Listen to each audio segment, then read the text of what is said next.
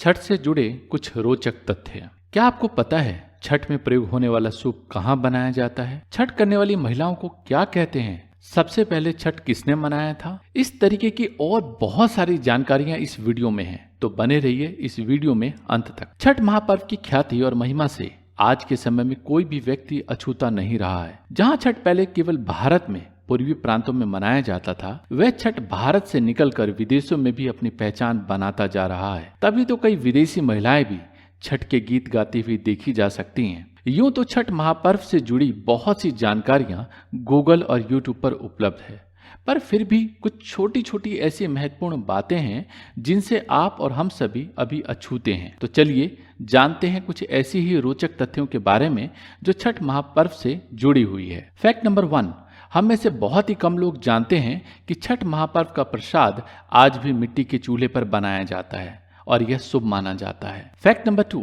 छठ का व्रत 12 या 24 घंटों का ना होकर पूरे 36 घंटों का होता है, जिसमें पानी, तरल या किसी भी ठोस वस्तु को ग्रहण करना पूर्ण रूप से वर्जित है। जी हाँ, छठ महापर्व सच में बहुत कठिन पर्वों में से एक है। फैक्ट नंबर 3, क्या आपको पता है छठ महापर्व वर्ष में 2 बार आता है? जी हाँ, बहुत ही कम लोग यह बात जानते हैं, एक चैत मास में और दूसरा कार्तिक मास में। फैक्ट नंबर 4, छठ महापर्व के छठ नाम के पीछे भी एक महत्वपूर्ण कारण है। कार्तिक शुक्ल पक्ष की षष्ठी को मनाए जाने के कारण इस व्रत का नाम छठ रखा गया है। फैक्ट नंबर 5, यूं तो छठी मैया को कई अलग अलग नामों से जाना जाता है, परंतु क्या आप जानते हैं कि माँ दुर्गा का छठा स्वरूप भी छठी मैया है, जिन्हें हम नवरात्रों के दिनों में कात्यायनी माता के रूप में पूजते हैं। फैक्ट नंबर 6, वैज्ञानिकों के अनुसार छठ की षष्ठी तिथि को सूर्य की अल्ट्रा वायलेट रेज पृथ्वी पर सामान्य से अधिक मात्रा में सक्रिय होती हैं। शायद सूर्य के इस प्रभाव को कम करने के लिए भी छठ महापर्व मनाया जाता है। फैक्ट नंबर 7, छठ महापर्व की शुरुआत नहाय खाए से होती है, जिसमें सेंधा नमक से बनी दाल, चावल और कद्दू की सब्जी खाकर इस व्रत की शुरुआत की जाती है। इसमें महत्वपूर्ण या यूं कहें कि रोचक तथ्य यह है कि बिना कद्दू की सब्जी खाए इस व्रत को धारण नहीं किया जा सकता। फैक्ट नंबर 8, नहाय खाए के बाद अगला दिन खरना का होता है, जिसमें पूरे दिन का उपवास रखने के बाद शाम को गुड़ की खीर, रोटी और चावल के पीठे का प्रसाद ग्रहण किया जाता है। परंतु क्या आप जानते हैं कि खरना को लोहांडा और छोटी छठ भी कहा जाता है? फैक्ट नंबर 9, जिस प्रकार छठ में साफ सफाई का अधिक ध्यान रखना पड़ता है, उसी प्रकार छठ व्रतियों को व्रत के दौरान अपने पूर्ण वैभव और सुख का त्याग करना पड़ता है। हर व्रतधारी 4 दिनों तक जमीन पर बिस्तर बिछाकर ही सोता है, फिर चाहे वो राजा हो या रंक। फैक्ट नंबर 10, कई त्योहार और व्रतों में देखा जाता है कि महिलाएं तो पूजा के नियत स्थान पर पहुंच चुकी होती है, परंतु उनकी पूजा की वस्तुएं या तो उनके पति या परिवार के सदस्य द्वारा बाद में लाई जाती है। परंतु छठ महापर्व में ऐसा नहीं होता।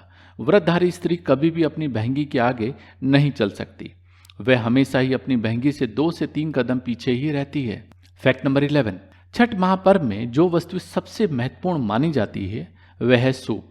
यूं तो सूप जगह जगह पर बनाए जाते हैं, पर छठ पूजा में प्रयोग किए जाने वाला तांबे का सूप केवल वाराणसी में ही बनाया जाता है और वाराणसी से ही देश के कोने कोने और विदेशों में एक्सपोर्ट किया जाता है। यह सूप आज भी उसी तरीके और बारीकियों से बनाए जाते हैं जिस तरीके से हजारों वर्ष पूर्व बनाए जाते थे। यह सूप पूर्ण रूप से तांबे का बना होता है, जिसे अधिक मजबूत बनाने के लिए किनारों पर लोहे की टांक लगाई जाती है। तांबे के सूप पर छठी मैया के साथ साथ छठ से जुड़े कुछ शुभ चिन्हों को भी उकेरा जाता है। फैक्ट नंबर 12, छठ महापर्व अधिकतर महिलाओं द्वारा ही किया जाता है, जिन्हें व्रती कहा जाता है। पर क्या आप जानते हैं कि इन व्रती महिलाओं को पर्वतीन भी कहा जाता है? फैक्ट नंबर 13, छठ पूजा में केवल सूर्य देव की ही पूजा या उपासना नहीं की जाती। सूर्य देव के साथ साथ उनकी पत्नी उषा और प्रत्युषा की भी आराधना की जाती है। सूर्य की प्रथम किरण को उषा तथा संध्या की अंतिम किरण को प्रत्युषा माना जाता है, जिन्हें सूर्य के साथ साथ अर्घ दिया जाता है। यह दोनों ही सूर्यदेव की पत्नी हैं। फैक्ट नंबर 14, इसी के साथ एक और रोचक तथ्य है जो चीनी से जुड़ा हुआ है। जहां हर त्योहार में कोई भी मीठा पकवान या मिठाई बनाने के लिए चीनी का उपयोग किया जाता है, वहीं छठ के प्रसाद में चीनी का उपयोग पूर्ण रूप से वर्जित है। छठ के प्रसाद को पूर्ण रूप से केवल गुड़, घी, दूध और आटे से ही बनाया जाता है। छठ के प्रसाद में कहीं भी चीनी का प्रयोग नहीं किया जाता। फैक्ट नंबर 15, अगर छठ महापर्व में पूजा की बात की जाए तो यह सभी जानते हैं कि छठ में डूबते तथा अगले दिन उगते हुए सूर्य को अर्घ दिया जाता है।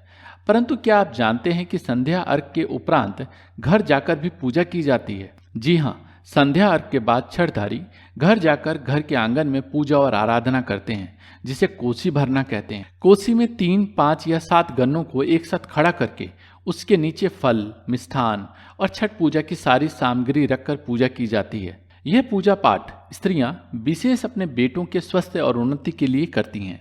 फैक्ट नंबर 16, अगर इतिहास की बात की जाए तो छठ महापर्व को सबसे पहले धारण करने वाली स्त्री देव माता आदिति थी। इसी के साथ द्रौपदी तथा माता सीता ने भी छठ महापर्व को धारण किया था और छठ के नियमों का पूर्ण रूप से पालन किया था। छठ महापर्व आज भी उसी तरीके और नियमों से मनाया जाता है जिस तरीके से आज से हजारों वर्ष पूर्व मनाया जाता था। छठ की परंपरा में समय के साथ साथ कोई भी परिवर्तन नहीं हुआ है। फैक्ट नंबर 17, छठ से जुड़ा एक और रोचक तथ्य मैं आपको बताना चाहता हूँ। एक विदेशी सर्वे के अनुसार भारतीय त्योहारों में केवल छठ ही एक ऐसा त्योहार है जो पूर्ण रूप से इको फ्रेंडली है। अगर यह वीडियो आपको अच्छी लगी हो तो आप अपने दोस्तों और रिलेटिव के साथ इसको शेयर कीजिए ताकि छठी मैया की महिमा को आगे और बढ़ाया जा सके और सही जानकारी लोगों तक पहुंचाया जा सके। जय छठी मैया।